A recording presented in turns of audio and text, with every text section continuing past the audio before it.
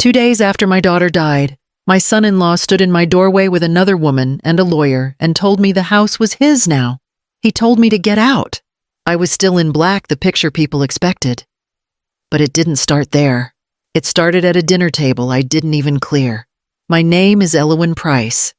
The night before, everything broke. We ate like we always did. Nothing fancy. I remember the clink of a fork against a plate and the smell of burned garlic because I'd lost track of the pan. Small stuff.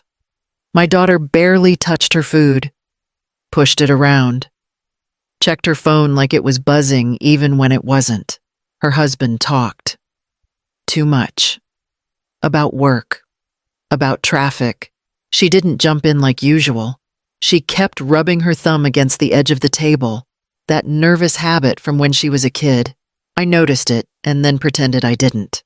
That was my first stupid choice. Halfway through, she leaned in. I felt her breath. She didn't look at me. She whispered that she'd moved $9.7 million into my account. For safety.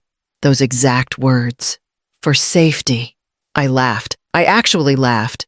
Because who whispers that at dinner? I told her she was being dramatic. I told her to eat.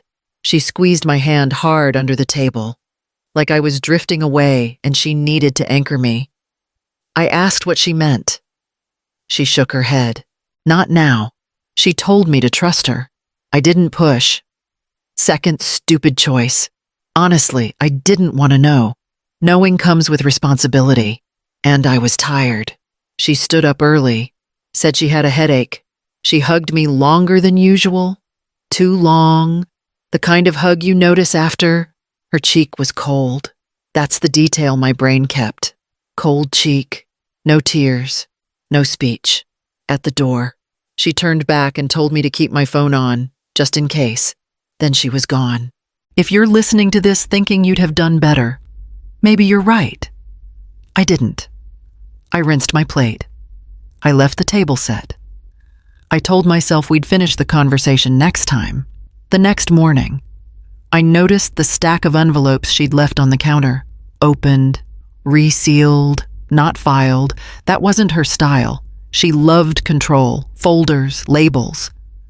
I touched the corner of one and pulled back as if it were hot. She'd called me late the week before. After 10. I remember because I'd already washed my face. She talked fast, asked if I was home, asked if I'd checked my email. Then she stopped herself. Never mind. She muttered, I'll handle it. I told her to sleep. I told her she sounded tired. She went quiet.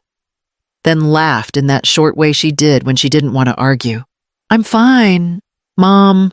Just paperwork. Paperwork kept coming up. Forms, reviews, things she had to sign. She mentioned a meeting that ran long, then corrected herself and called it a conversation. When I asked with who, she changed the subject and asked about my knee. Her husband called once too. Not me, her. I heard his voice through the phone when she answered in the kitchen. Tight, low. I caught my name and then my account. She stepped outside, closed the door. When she came back, her face was flat, like she'd set it there on purpose. I didn't press. I made coffee. I asked about the weather. That's the part that sticks now. I chose comfort over clarity. It felt kinder at the time, less invasive. I told myself she was grown. If you've ever seen someone carry a heavy burden and chose not to intervene, you know how easy it is to pretend it's nothing. That afternoon, I opened my bank app. The number was there, all of it, real, sitting in my name. I stared until the screen dimmed. I didn't call her. I waited. The call came in before noon, a blocked number. I almost let it go to voicemail because I was elbow deep in a sink that wouldn't drain, and I didn't feel like talking to anyone official. A man introduced himself as an officer with the county police.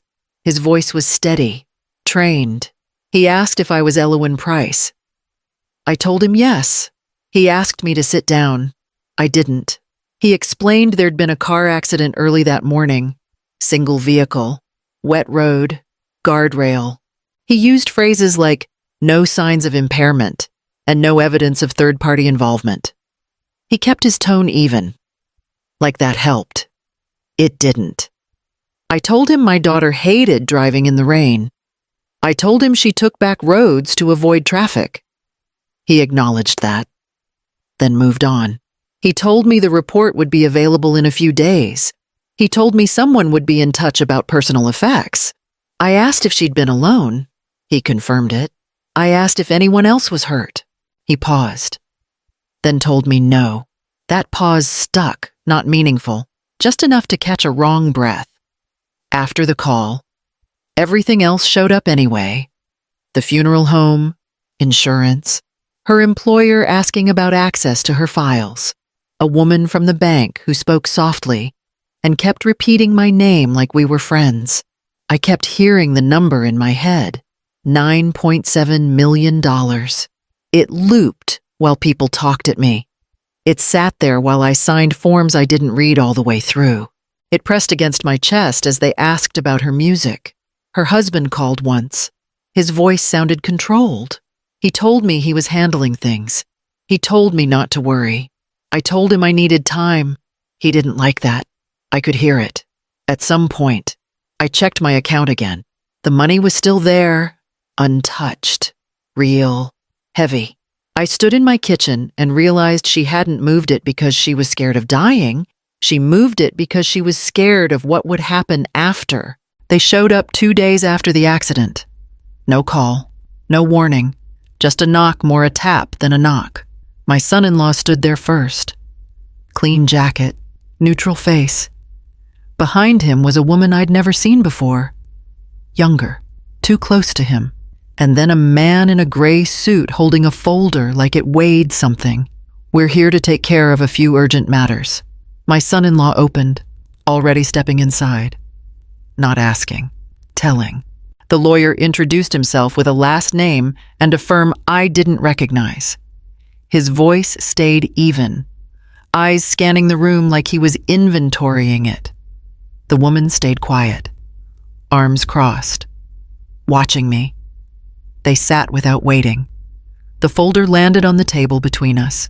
This is about assets and transition, the lawyer explained. Given the circumstances, I told them I wasn't signing anything today. I told them I was still burying my daughter. My son-in-law leaned back, like he'd expected that. This isn't personal, he replied. It's practical. I slid the folder back toward him without opening it. You can leave. That's when his tone changed. Not loud, sharper, like he'd been holding it back. This house is mine now, he snapped. Get out, old hag. The woman finally moved. She smiled, just a little, like she'd been waiting for that line. The lawyer didn't react at all. No correction, no discomfort. Just watched. I stood there, still wearing black, listening to a man who'd been married to my daughter explain my life to me. I felt stupid for being surprised. Timing made sense. Calm. Confident. Papers ready. This was prepared before she died. I told him. He didn't deny it. We knew this would be complicated. That word again. I told them to take the documents and leave. The lawyer gathered his folder without argument. The woman rolled her eyes. My son-in-law paused at the door. You should think carefully, he warned. You don't want this to get ugly. After they left, the room felt smaller, not emptier, tighter, like something had been coiled there ahead of time. I didn't sit down. I didn't cry. I just stood where they'd been, holding the edge of the table, knowing this wasn't the first move. It was the one they felt confident enough to make out loud. I called the attorney whose number my daughter had given me months ago, back when I'd ignored it and told myself she was being dramatic. He answered on the second ring. That alone felt intentional. I need clarity, I told him. About the house. He didn't rush me. Your daughter purchased it before the marriage. He replied. Title never changed. So it's not marital property. No, he answered. It never was. That word never hit my chest, not relief, but clarity. He explained it plainly. The deed, the dates, the filings, all clean, all routine. The kind of routine that keeps you alive when people start raising their voices. Later that afternoon, the lawyer from earlier emailed me. One paragraph, polite, neutral. He requested copies of documents I wasn't obligated to provide. He added a line about cooperation being in everyone's best interest. I didn't respond. Instead, my son-in-law called, no greeting, straight to it. You're confused, he told me. Marriage changes things. It didn't change the title. I answered, silence. Then a short laugh, not amused, dismissive. That's not how this works. It is, I replied. You just assumed otherwise. He told me his attorney would handle it. I told him mine already was. That shifted the air between us. I could hear him recalculating. The mistake wasn't just thinking the house was his. It was thinking I wouldn't check. The explanation came from my attorney, not from him. That mattered. He believes the transfer can be challenged. My attorney told me over the phone. He thinks it happened under pressure or confusion. I wasn't confused. I answered. I was tired. That won't stop him. He replied. He's working off assumptions. Later that night, my son-in-law texted. No greeting. No pretense. You should freeze the account until this gets sorted. I stared at the screen. That was the tell. Not grief, not anger. Control. I wrote back one line. That's not happening. He called immediately. His voice dropped. Tight and clipped. You're making this harder than it needs to be. You already made it hard. I answered. He shifted tactics. Started talking fast. Talking legal. Mentioned reversals. Courts. Temporary orders. He kept circling one idea without naming it directly. That money wasn't supposed to sit where I could touch it. Don't move anything. He warned. It'll look bad. For who I replied. Silence again. Then irritation leaked. You know what I mean? I understood. He feared I'd move the money before he could act. That time wasn't on his side, that I'd stop being passive. After we hung up, I opened a notebook. A real one. Paper. I wrote down dates, times, words. I saved voicemails, screenshots, emails.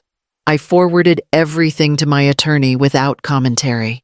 This is the part people skip when they imagine standing up for themselves. The boring part, the quiet part, the part where you don't get to feel brave yet. I didn't confront him again that night, I didn't explain. I didn't defend myself. I let him keep talking. And somewhere between the third saved message and the fourth missed call, I felt the balance shift. Not in my favor, just away from his. Her attorney met me the next morning. Older man, quiet hands. He didn't rush to fill the space, which told me he was used to people breaking down in his office. I didn't. I sat there and waited. She asked me to prepare this months ago, he began. Not soft, not gentle, just factual, in case things escalated. I told him they already had. He nodded once and opened a folder. No theatrics. The transfer to your account wasn't provisional. It was irrevocable. I blinked. That word landed heavier than grief had that week. He continued. It was signed, witnessed, and notarized. All properly recorded. No joint control, no contingency language. So it's mine, I said. Yes. I let that sit. Then I asked the part I'd been circling for days. Can they force me to give it back? He looked up at me then. Only if you let them. He slid one page forward. There's also an anti-coercion clause. I leaned closer. The text was dense. Legal. Ugly. If anyone attempts to pressure you, he explained, threaten you, or challenge your capacity in relation to these assets, they automatically lose standing to contest the transfer. I thought about the texts, the calls, the tone my son-in-law used when he stopped pretending. He's already done that, I murmured. Yes, the attorney replied. Multiple times. I sat back. My daughter hadn't panicked. She'd planned. Every delay, every half answer, every moment she'd pushed the conversation off. It wasn't avoidance. It was containment. She believed pressure would come from her husband's family. He added, she didn't trust them to act in good faith once she was gone. Gone. He used the word deliberately. I appreciated that more than condolences. I pressed my lips together. She never told me. She didn't want you carrying the weight. He said, she wanted you protected, not informed. That stung and made sense. She knew I'd have confronted them. She knew I'd have tried to smooth things over. She knew my worst habit. I thought about that last dinner, the way she squeezed my hand, the way she wouldn't explain, the way she looked relieved when I stopped asking.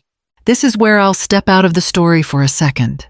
If you're wondering how it feels to realize your child outmaneuvered you out of love, it's complicated. Pride and grief don't take turns. They overlap. I gathered the papers.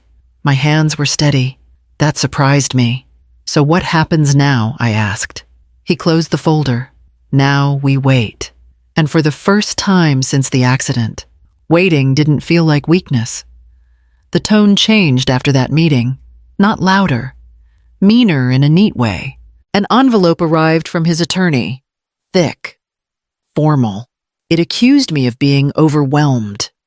Of not understanding the consequences of large financial decisions. It suggested an evaluation. For my own protection, of course. I read it twice. Then I folded it and slid it into the same folder as his texts. He called that night. No greeting. You're not thinking clearly. He told me. Anyone can see that. I'm thinking just fine, I replied, then stopped myself. Too much. You're grieving, he pressed. People make mistakes in that state. I didn't argue. I didn't correct him. I let the silence stretch until it bothered him more than me. We can fix this quietly, he added. Sign a temporary power. Let the professionals manage things. Manage. That word again. I pictured his hands on her paperwork, confidence rushing through him. I ended the call without warning. The next move came faster. Another letter, sharper language. Mentions of court, of guardianship, of capacity. Each phrase carefully chosen to sound reasonable. My attorney read everything, calm, almost bored. They're digging, he told me. And every sentence helps us. I stopped answering entirely. No calls, no texts, no explanations. I forwarded everything and went back to my life in the smallest ways I could manage. Coffee, mail, sleep when it came. People expect fireworks, there were none. Power didn't shift because I pushed back. It shifted because I didn't. I'll step out for 1 second here. Silence feels passive until you realize how loud it is to someone who needs you to react. By the end of the week, the threats slowed. Not because they'd learned restraint, because they were checking themselves. Rereading what they'd already sent. They'd crossed a line they didn't know existed. And they'd done it in writing. We met in a conference room, not a courtroom. Fluorescent lights, a long table, coffee nobody touched. My attorney sat beside me, calm in that practiced way. Across from us, my son-in-law kept his jacket on like armor. His lawyer stacked papers too neatly. The woman from before stayed back, arms crossed, eyes everywhere but me. The mediator started with formalities. My attorney didn't waste time. The transfer stands. He opened, irrevocable, executed, witnessed, notarized, properly recorded. My son-in-law leaned forward. That transfer happened under distress. Let's address distress. My attorney replied, sliding a folder across. Here are the messages. Calls, Letters, dates, and times. The mediator flipped pages. Slowly, the room got quieter with every turn. My son-in-law cut in. She was grieving.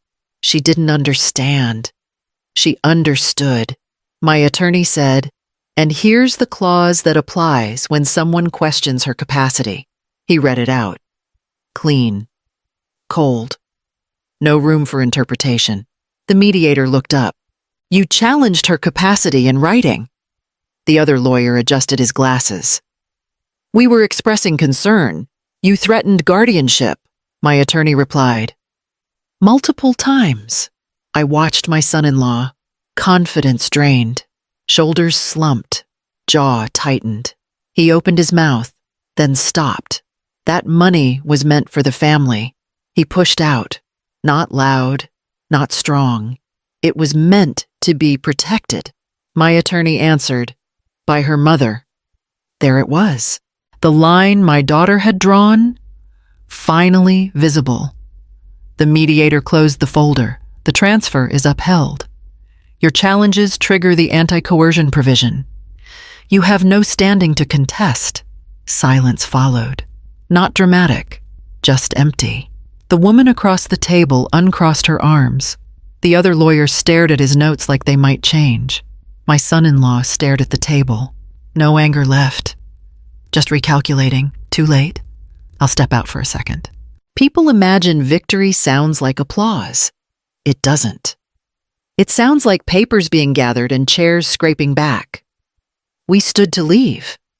My attorney nodded to me. I nodded back. No smile.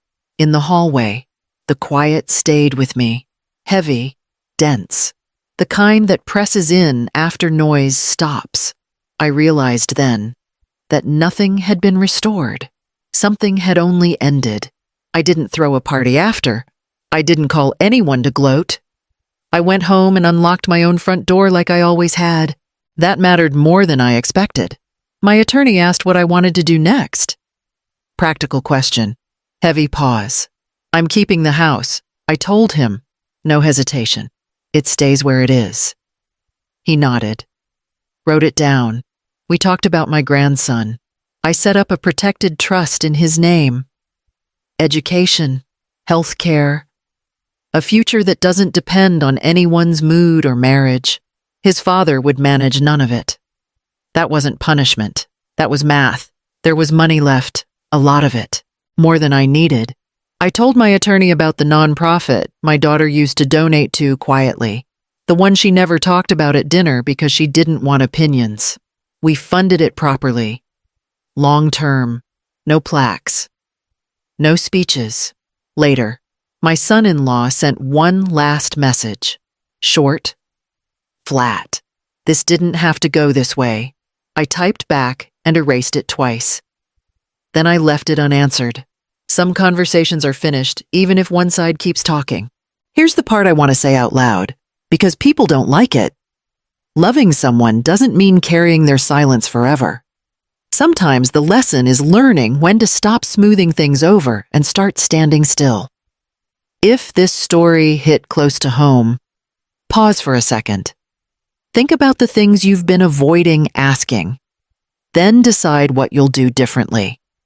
And yeah, like the video. Subscribe or leave a comment if you've been through something similar. It helps more than you think. I still miss my daughter every day. That doesn't change. But she trusted me with her last move. I kept my word. Some protections outlast life itself.